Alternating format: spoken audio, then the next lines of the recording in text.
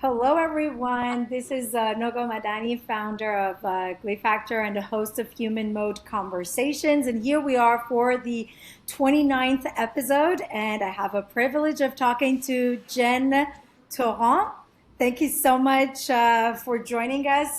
Jen is an AI expert at Vooban, and I would love for you to introduce yourself. Well, first of all, thank you for having me. It's a pleasure to be here today with you on this sunny day. Yes. I'm Jen. No, I did a bachelor's in electrical engineering. So my background is electrical engineering. Did a master's in optics photonics with lasers.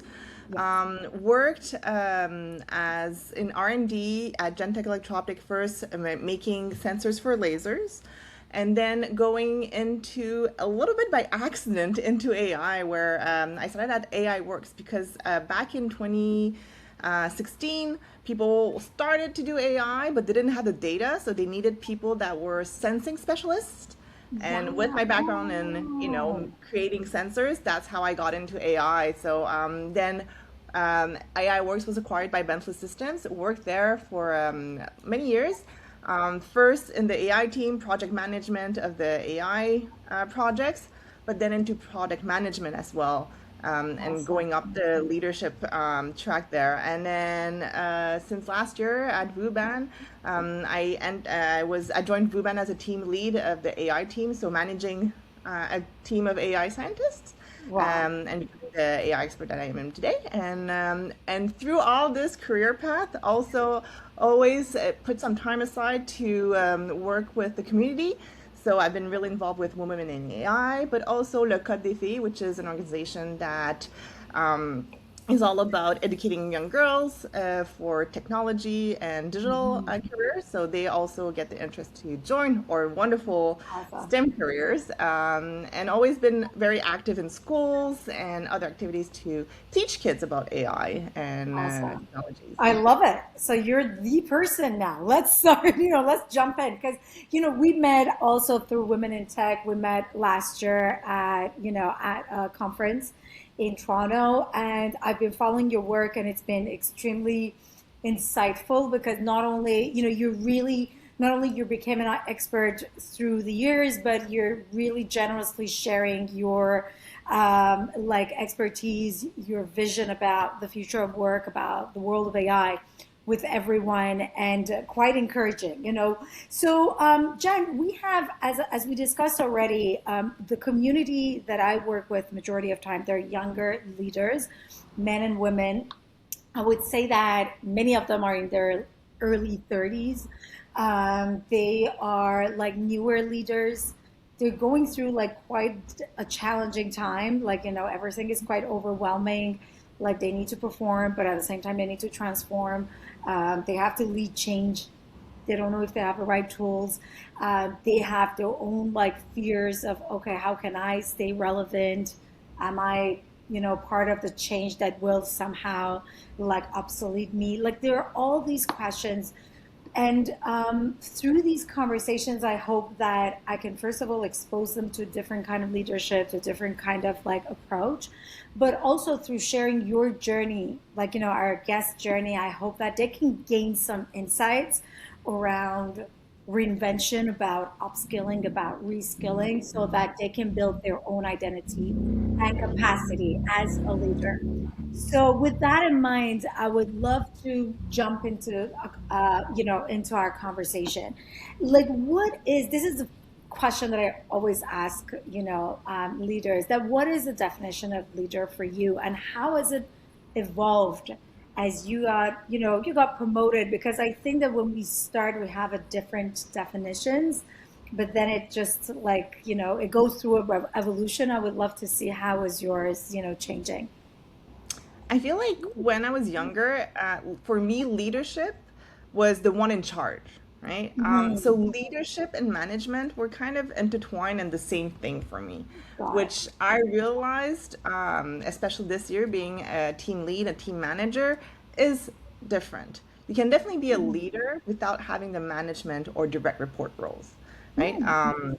I think, and we often confuse that. I think leadership is all about getting people to work toward your vision and Mhm. to work with. And I think as a product manager, I think that's really what I had to do, because as a product manager, I didn't have any direct report links with the people I work with, Yes. but I had to get them to work on the vision of the product that I wanted to build for the.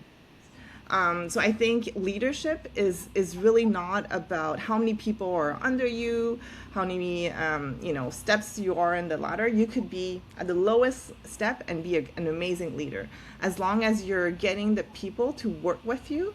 on collaboratively Yes. on what you have to build together.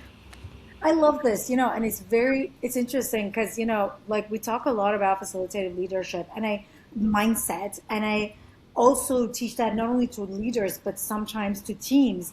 And I say that it's not, to your point, it's not the title that you need to have. It's your ability to bring people together, to hold space for conversations, to make sense of things, to your point, to bring them, follow your vision and see what it can emerge. Like, I totally agree with you that it's very different from management and a manager, and it doesn't need that title necessarily. Yeah. And what was so my follow-up question is that what was the moment that you thought, okay, I'm a leader? Did you have the title? You didn't have the title? Like, what was that? What was that process? Tell us. Bring us back to the early days. It's funny because I didn't wake up one day and be like, hey, today I feel like a leader. Definitely not. And then I remember even in class, when we were in university and we had group projects, whenever people said, oh, we had to have a leader, everybody would raise their hand and be like, I want to be the leader. And I was like, I don't really care. Like, I've never been the one to seek that. One of the examples that I didn't go for MBA. A lot of Yes. people in engineering, after they decided to Yes. do MBA Because because that's they their wanted to path to be, management. yeah, Exactly. to Yes. leadership and management. And they sell it Leadership. like this, right? They sell MBA as a leadership path. I Yes. decided to do a technical master's with optics photonics. I went into labs and and played with my lasers, right? So I really didn't set out with this mindset at the beginning of my career. I think it's when I started, I love organizing. Mhm. And when I was at AI Works, which is a startup that I first joined in AI, as a startup, you do everything, right? You have different hats, Yes. you do everything. And every technical person also did project management. So it was leading people, making sure that that project was being delivered. And I think through that, going into Bentley and being really focusing 100% on project management of Mhm. AI projects, people started saying, hey, I think you're, especially people that weren't necessarily in my time zone. So I used to manage a lot of the labeling teams, and they were in Pakistan. And I remember one time one left, and he said, "Oh, you were such a great manager." And I'm like, I'm not your manager. Like, what are you talking about? Right. And he's like, "No, but on a daily basis, you were the one I looked up to know what to do." And that's when I realized that it's not about The the title. title. It's about Yeah. how you work with people and how you get them to be motivated every day to do what they have to do Mhm. and work towards the same goal and mission, like I was saying earlier. Yeah. And it looks like you also brought that, clarity, you were communicating properly, which again, I love this approach because I constantly say to people that they are emerging leaders or their potentials that, like showcase the work that you're capable of doing. You somehow embrace that identity and the rest will follow afterwards. You don't need that, and to your point, like, looks like you were actually communicating, you're bringing clarity, you're motivating, you're mobilizing, like you're doing everything that a leader does, basically. Exactly. So, but that's actually very, you have an interesting approach. And I love, these conversations because, for example, our guest last week, when I asked her what was the moment that you said I'm a leader, like she was 6 years old. So it's interesting that, we have different paths. Some of us, we just say, okay, I need to be the one in the front. Like some of us, like you said, you know what, this is something that I became.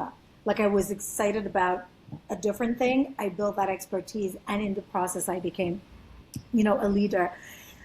So many people like yourself, because you guys are strong technically, Hmm. you're like you have that technical expertise. they find the idea of moving from being a performer to an enabler, facilitator, just a leader, like quite challenging. Like, what was this challenge look like? Do you have a story to share with us that, okay, like now it's not all about me or my expertise. I need to do things differently. Like, how did that look like? I think the path towards leadership was kind of natural, and Mhm. it became this. But when I took on the role of team lead at Yeah. Vooban, I realized that now that you're a manager and you do have direct reports, it changes because you as a person, you don't change, right? Yes. You don't realize that, now people look up at you differently than they used to. Because now Mhm. Interesting. you are the one that um, will evaluate them at the end of the year. You are the one that, salary is attached to the evaluation. So you Yeah. kind of have a certain power. And then you have to be careful with that. So sometimes I remember back when I was not a manager, some leaders or some managers or VPs or directors would say things, and I would say, that sounds funny. That's not a joke I would do, or it's a posture that's funny. It's not a posture. And then I realized that it's because you don't necessarily realize that shift that you have just because you have a title. And just very Mhm. simple You're just story. being, yeah, you're just being yourself. Yeah, I'm just being myself. So I'm Yeah. at the office, and then one of the person left a plate on his Yes. desk. I pick it up and I bring it to the sink, and I didn't think about it. And then afterwards, I'm like, oh, but it can look a different way just because I'm a manager. It's not the same thing as if just a colleague picks up the plate, Oh, but if it's a yeah. manager, Oh, you're and sending a maybe message.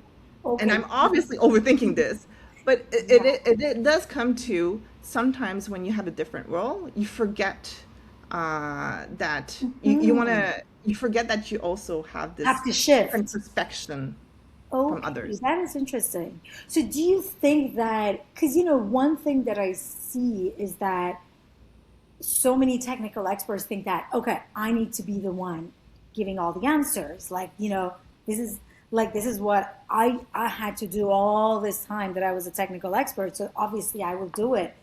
Do you think that this was also expected from you, like because you were a leader? I don't know if it was expected, but I think you shouldn't expect it. I think as a leader, yes, you went up because of your technical leadership or your technical Expertise, expertise, yes. but when you're a leader, you have to trust the people that are on your team. And if you trust the people, you also trust their technical expertise. Can you guide Mhm. them? Sure. But it's no longer your job to do it. And sometimes this is something that's very hard for technical leaders because Very hard job. we still love building and we still love to get our Yeah. hands dirty, but then we become overbearing and you're not properly doing the leadership part of it because then you're just focused, you're putting your energy elsewhere. So I think you have to really trust the people that they will be doing it. And if you don't trust the people on your team, then maybe you should be working on on building that trust, right? So you shouldn't be doing the technical work. Actually, this is very interesting for me because I want to see, like, at some point, like so many of the guests on this like podcast said that at some point I understood that what brought me here is not what's going to bring me to the next step.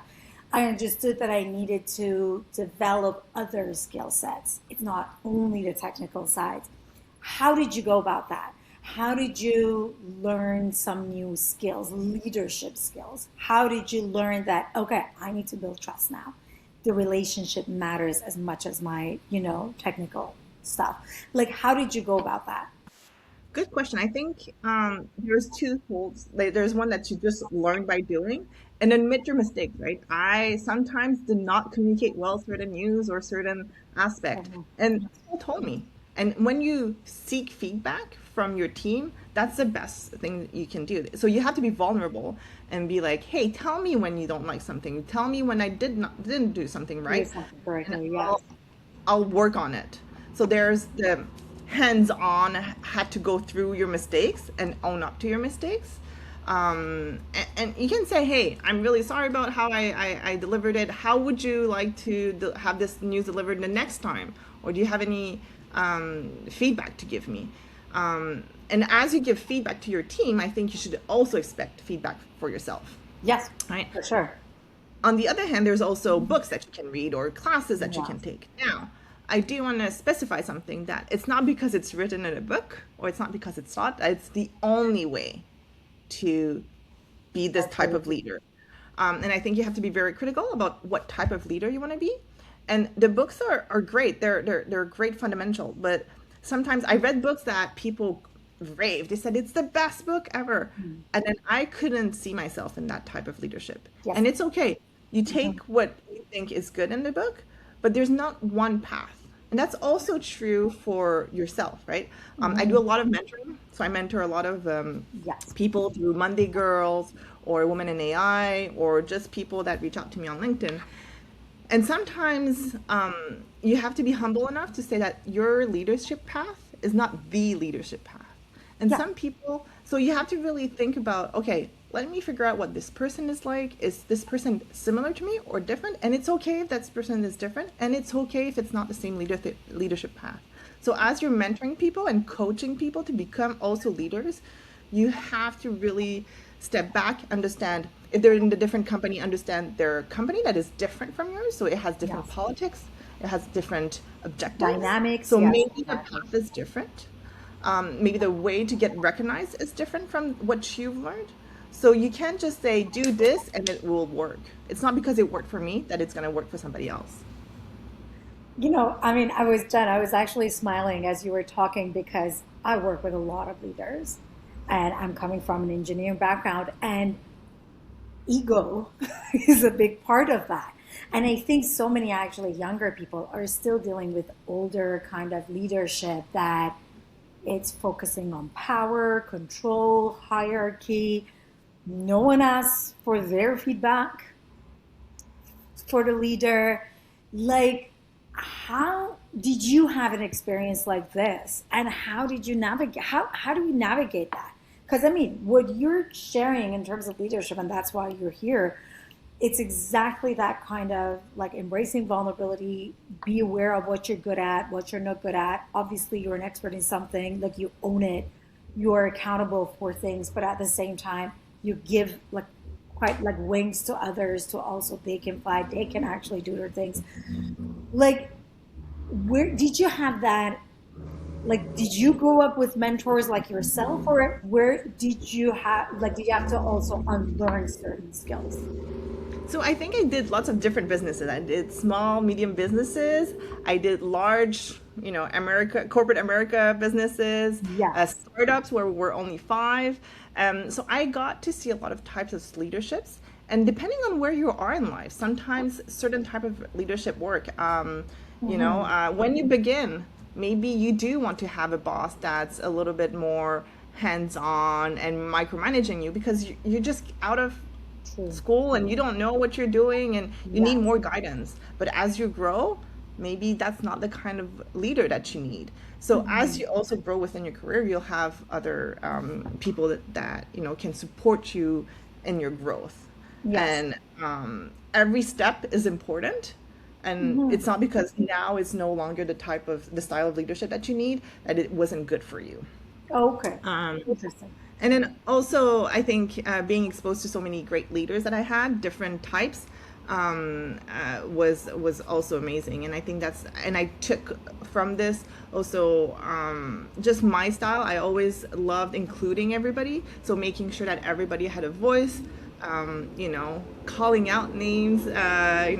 Hey, Nogol, you haven't spoken Okay. during the meeting. Mhm. Do you have something to share? Do you have an idea? No, it's okay. But also at Bentley, I used to run a community of practice, and that's even larger. It's in larger groups. So always having other types of communication methods. So maybe, hey, everybody, please write your answer in the chat. So people that are not comfortable opening their cameras or opening their mics, they still have a chance to participate and be part of this. And that's exactly what leaders do. The leaders, they need to make the space for everyone around the Yes, table. exactly. And this is what I say, that, as a leader, if you go into the meeting, wear your facilitation hat, because your idea is that you hold the space for everyone, you invite participation, you create that psychological safety for people to contribute so that they can like take that risk, especially during this time. Were there some specific practices that you thought that, you know what, this is not serving me anymore? I need to unlearn this, or this is what I've got, or even the books that you mentioned that, okay, this is not for me. Like, what were some of the things that, because, I think it's very interesting to build our own identity of leadership. And I think that in many cases, like we follow at the beginning like the steps of other mentors and other Mhm. leaders that been exposed to, and then as time moves on we build that confidence that, okay, like this piece is me, but this is not me, like this is me. Like, I would like to know, how did you build that identity for yourself? Like, what were some of the things that you thought that this doesn't work for me? Good question. It's funny. I read this book recently, and I've never been a sports person. I was not in basketball. I was not in soccer. I was Yes. not in those team sports. I did a little bit of tennis, but not that much. And I remember in my first interviews, when I Yes. was coming out of university, people were saying, "Oh, like," because a lot of people look for people that did sports team. Yeah, team sport, They Team exactly. sports, yeah, because they think they know how to work in teams, and especially when you don't have anything on your resume to show that you're a collaborative Exactly. person. And I didn't have that on my resume, and I remember, and a lot of people also look for that competitive nature Yes. that you have in team sports, and I didn't necessarily have that. I did work. I was in Girl Guides when I was younger, so that whole collaborativeness, yes, I had, but that competitiveness, I didn't have. And then I Yes. recently read a book that in the book it said that leaders have to be competitive, but also be good losers, meaning that whenever you lose, you shouldn't. And then I was not really agreeing with that part. Yes, you don't want to be a sore loser, but Yes. do you really want to be a competitor? Like, is it really good to be a competitor or a competitive person Person. as a leader? Because don't you want the collective good of your company? So, do you really want to do a competition with other teams that, no, you Mhm. should work with them because other leaders are also your teammates. Because often Oh what we my see in goodness. companies that Huge. Yeah. you're the leader of your team and you protect your team, but you don't really look at the other teams and how can you work with the other leader next to you or the other leader opposite to you? Because everybody's goal is just to make the best for the company, right? Yes. So you shouldn't see them as competitors. So when somebody comes up to you and says, "Hey, I have this issue," you should definitely help them. "Hey, can we look at, this person in your team has this expertise and I have this problem. Can we work on this?" Yes, that person in your team has a deadline, something that you're looking for, but can we work together? Because if Yes. we start thinking that only about your team and what's underneath you, Yeah, it's a this zero sum is game. it. And Yeah. it's interesting what you're saying, because the majority of cross-functional lack of collaboration that I see is that because at the leadership level, it's a kind of a zero-sum game, and it's a kind of a blaming culture that it somehow ripples down into the teams itself. And then you see that people create these silos of Mm-hmm. safety and work.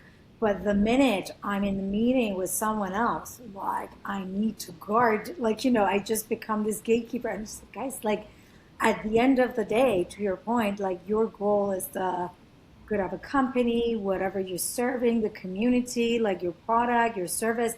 Like, how is this possible? But to your point, we grew up with that mindset that you need to compete, you need to win.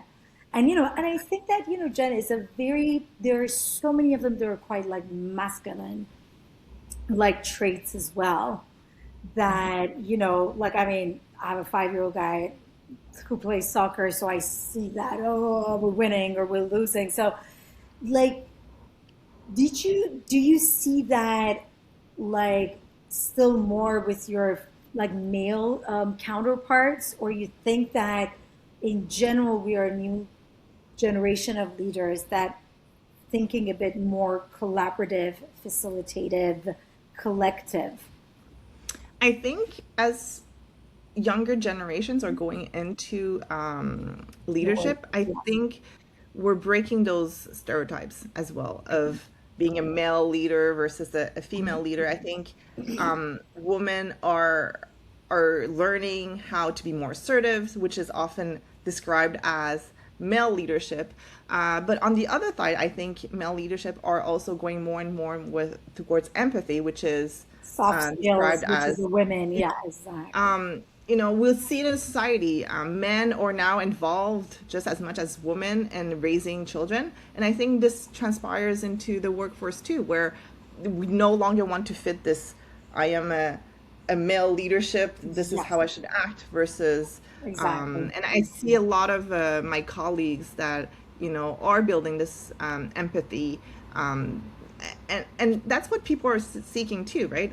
Employees are seeking that too. They're not necessarily seeking, I want a male manager or a female manager, but Right. they are seeking, managers that are assertive. You know what you need to be doing, but Yes. also understand that you do have a life outside empathy. And how can we help you be the best at your job, not just do your job. Yes. So I think it is moving this way. I think also talking about younger people going into the leadership roles.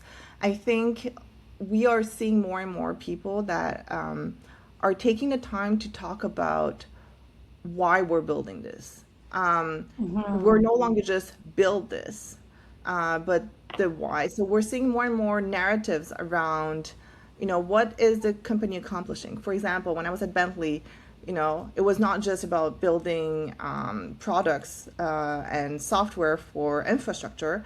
It was building those products for infrastructure so we can build better infrastructure for the better People, yeah. of Like the impact for the the society, for impact like for the people. society. Exactly. Yes, I Same agree. thing for Vooban.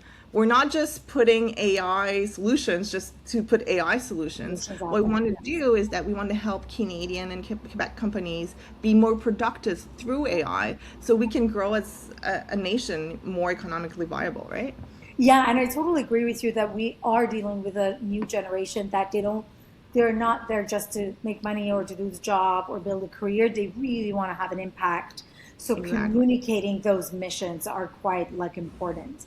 So, I would like to, the other thing that we talked about, is that so many people now are dealing with the idea that, okay, I need to learn something. I need to learn AI.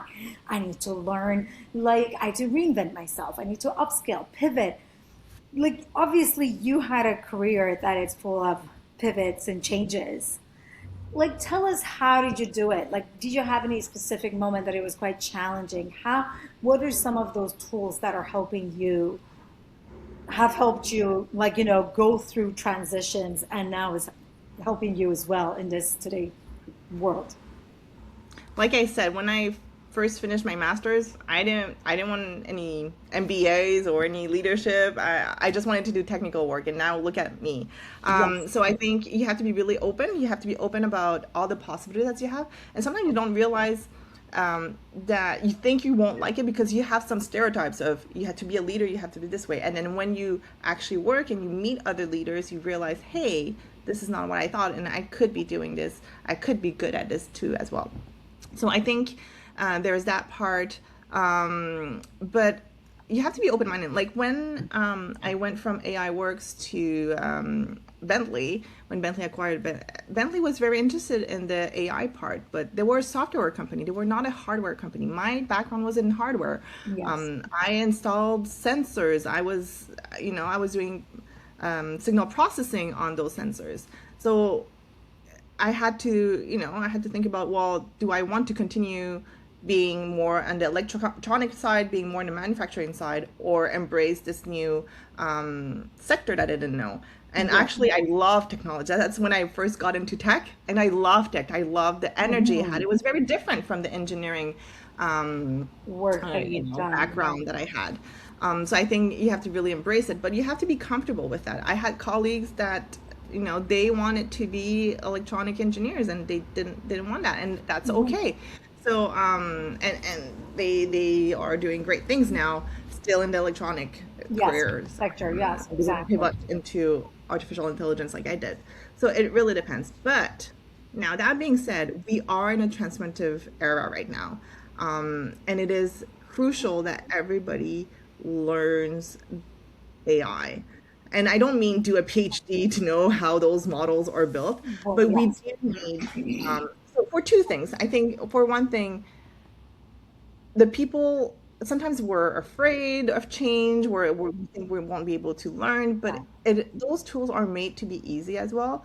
You need to understand what are the limits are, so you know that you can't accept every answer for AI answers as the truth, and so on. So you have to know the limits and how to use it well and when to use it well, Mhm. because these are opportunities that are going to pass by. Because other people are going to learn that while we're debating on whether we should do this or being afraid, other people are already on the train, Yes. and their career is going Expanding and um, moving forward. towards Yes. those destinations. Whereas if not, we're just still there at the train station, wondering if we should hop on a train. The other thing is, the more we work with these models, the more our reality is reflected in the data that is being after trained on those models. So we also want to have a representative models. We want to make sure that our reality is also It's reflected in the inclusive. models, Yeah, the models are you inclusive. know, Yes. because there are biases in these models. And it is very hard to remove technically, to remove those biases after it was built. So we have to make sure that we are also represented. So we have to use them as well. I love it. And I totally agree with you, Jen, that like I also feel that it's our responsibility to use it, to be part of it, to share our voice so that it will hear the voice, so that it could be part of that, model. But also like exactly the idea of being curious and being excited about learning. I think it's going to be a greatest asset. Like I think that this is not a time that we can just go and sit down and just say, okay, this is a career in one company for 40 years. Like this is not the reality. I started my career in a company that on the first days I started to see everyone with really big, like gold Rolex watches, and I said, okay, what's wrong here? And then I realized that if you stay at a company for 25 years, that's what would they give you as a tenure. And there were tons of people around me that they actually worked in that organization for 40 years, 45 years. Like, this is not the reality anymore. We're like jumping from here to there, different industries, different things. So I think that the greatest asset, as you mentioned, is that curiosity. And to your point, understanding what we're good at and what we want, like so many times you might have exposed yourself and you said, okay, this is not the path for me. I rather just stay in this lane. But doing that experimentation, I think it's key. But Exactly. Jen, I have another question from you. Like you're working with a lot and you're mentoring a lot of younger leaders. I would like to see what are some of the challenges that you're hearing from them.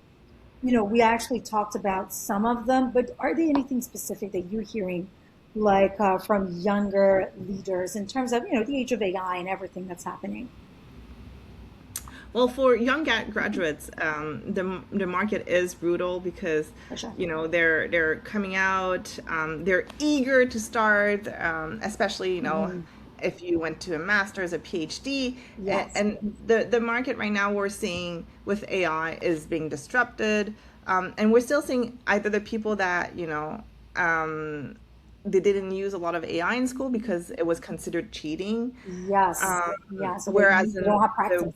workforce, you want to be using AI, right? So Mhm. a lot of people come out and they're like, oh, but, or you do technical test. And we do tell the people, you are allowed the AI tools, but they want to show how well they're doing it themselves and they're not using it. No, we're like, we want to know To how see well how. you use those tools, Yes. right? So I think that shift is already happening because I saw a presentation the other day where a professor was saying that they ask to see the prompt that they used to create their Oh, homework okay. Oh, and okay. their work, and they're actually being evaluated on how well the prompt is written. Okay. So I think that's how we have to really approach AI rather than, oh, it's cheating, or if they used Yeah. it, we should, lower their grades and so on. I think we have to expect that it's being used, but let's teach our students how to How use to it use it. properly, how to master it. Exactly.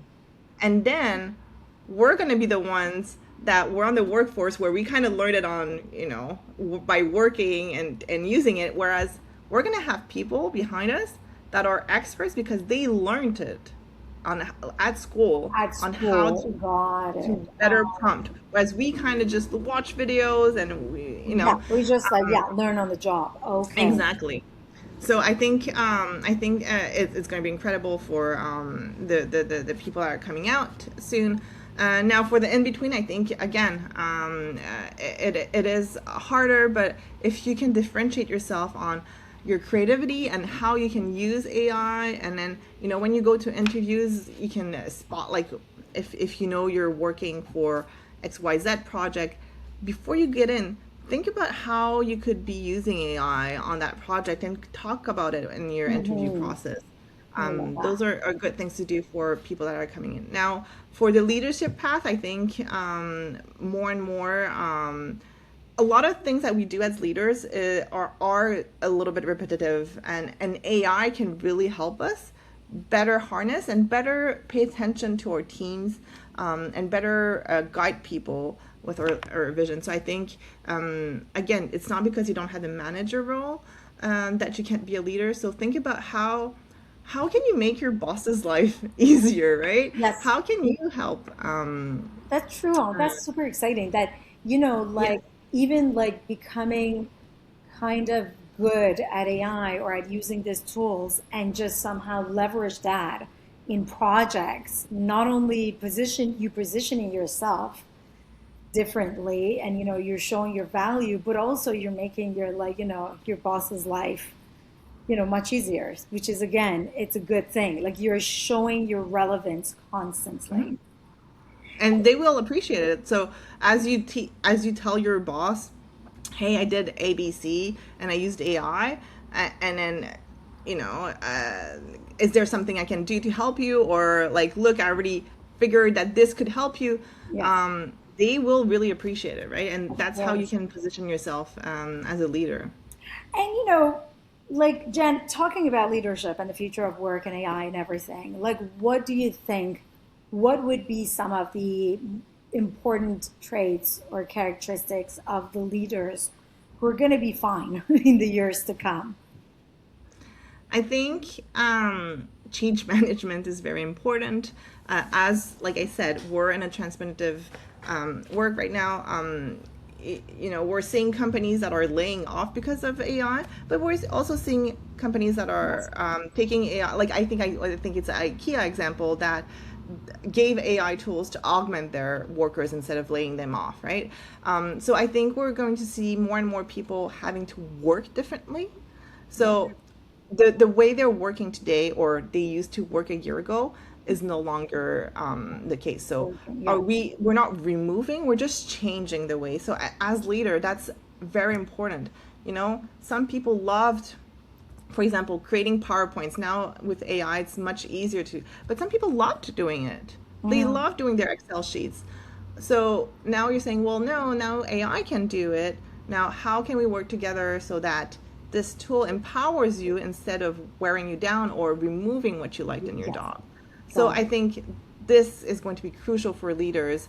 Um, Change Now it's management. crucial Yeah. now because the transformation is happening now, but Yes. also later on is, and as you go up higher up in leadership, I think it's even more crucial to give this confidence to your team about, hey, these are the new tools.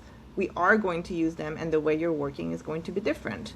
Yeah. Now let's work together so that everybody is happy in this transformation. Yes, I love that. I love this approach, and because I gave actually like a keynote a few weeks ago at a college in Montreal to all the staff, and that was something that came up all the time that I don't know what's going to happen to me. Like this is a like a very solid fear out there that I'm not going to have a job. Like I'm becoming obsolete. So to your point, communicating what's happening, what's not, what is changing, how your job is going to evolve with the help of technology, what are the things that you need to work on, and giving that agency, but to your point, also that confidence, it is extremely important for like I agree for team members. And as leaders, it's your job to change that I am going to become obsolete to I am going to change how I work and I'm going to be so empowered by it, right? Exactly, And it's normal. As a human, the first instinct is, oh my God, I'm going to lose what I have. Let's not yes. talk about the losing part, but the gaining part, right? Exactly. I totally agree with you. So, with that, I mean, we can talk for another few hours, obviously, on this topic of AI. And you have a lot of insights and experience to share with us. So, like, first of all, thank you so much, Jen. But before we go, I would like to ask you this one last question. You know our community very well. I think you're working with them also all the time. These younger leaders, people you're mentoring. Like I love them and I have a big heart for them and want to serve them. What would be your final words for them? They are overwhelmed sometimes. They're stressed, I would say. Um, they don't trust the whole process. Like they want to do things differently. What would be your final words to them? I think it's normal to be overwhelmed. It's normal to feel like you don't have your things Yeah, together and yeah. everybody else does. You feel like everybody else, oh my God, they're Love it, so great. secure, they're confident. But everybody goes through the same thing. We're kind of like ducks where we're paddling on the water, but we look so calm on the outside. Yeah, And it's okay. exactly. Everybody's like this, so you're no different, and it's fine.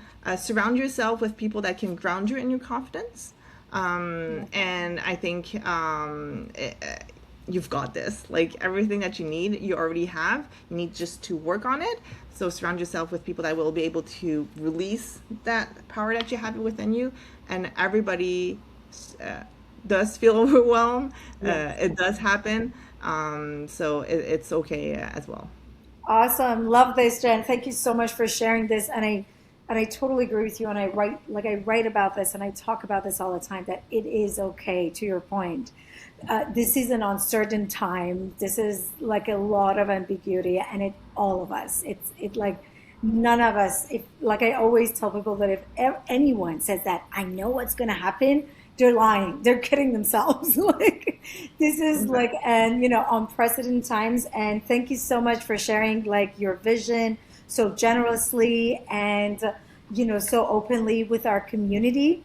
To our community, thank you so much for joining. The session on YouTube will be shared very soon. We will be back next week for our final episode of this season. Till then, please, as Jen said, you've got this. Keep going.